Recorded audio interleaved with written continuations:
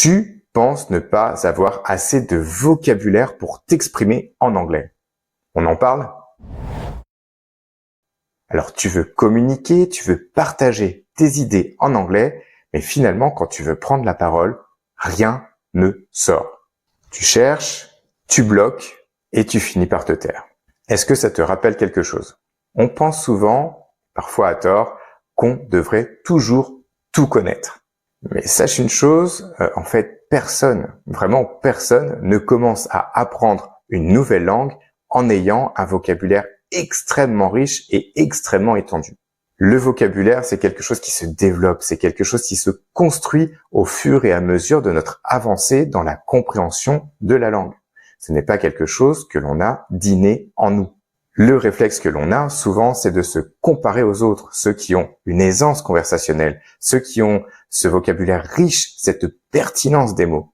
Certes, mais même ces personnes-là, quand elles ont commencé à apprendre l'anglais, elles n'avaient pas cet énorme bagage de vocabulaire. Mais si on essaie de se poser les bonnes questions et qu'on essaie de comprendre en fait comment cela se passe, ce n'est peut-être pas le manque de vocabulaire qui est la source de ton blocage. Par rapport à ce que je viens de t'énoncer préalablement, c'est peut-être le fait que tu es en recherche de trouver le mot parfait quand tu t'exprimes.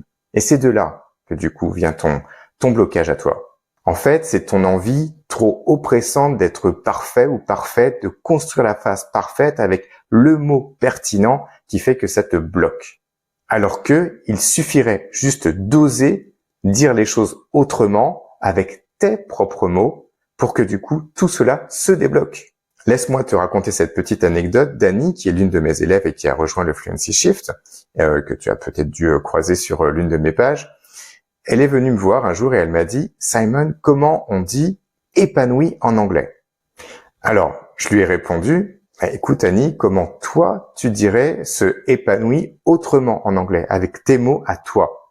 Du coup, elle m'a dit « Écoute Simon, moi je dirais I feel good about my life. » I feel good about my life. Et du coup, c'est correct.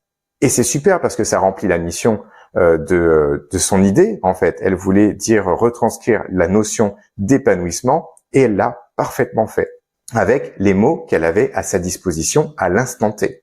Tout cela pour te dire que Annie, elle a puisé dans ses connaissances, dans ses bagages qui étaient solides et ces bagages, justement, étaient suffisants pour pouvoir retranscrire sa pensée, pour pouvoir retranscrire son idée. Bien sûr, après, elle a pu chercher le mot en question, l'adjectif en question, flourished or fulfilled, bien évidemment, dépendamment du contexte, mais en tout cas, sur l'instant T, elle a pu exprimer son idée grâce aux connaissances qu'elle avait acquises. Si ce contenu t'a plu, n'hésite pas à liker et à t'abonner. Et si toi aussi tu veux dépasser ce blocage, si toi aussi tu veux construire ton vocabulaire naturellement et de façon fluide, eh bien, je t'invite à cliquer sur le lien ci-dessous ou alors à cliquer sur le lien dans ma bio. I wish you a very pleasant day and I look forward to speaking with you in the next video.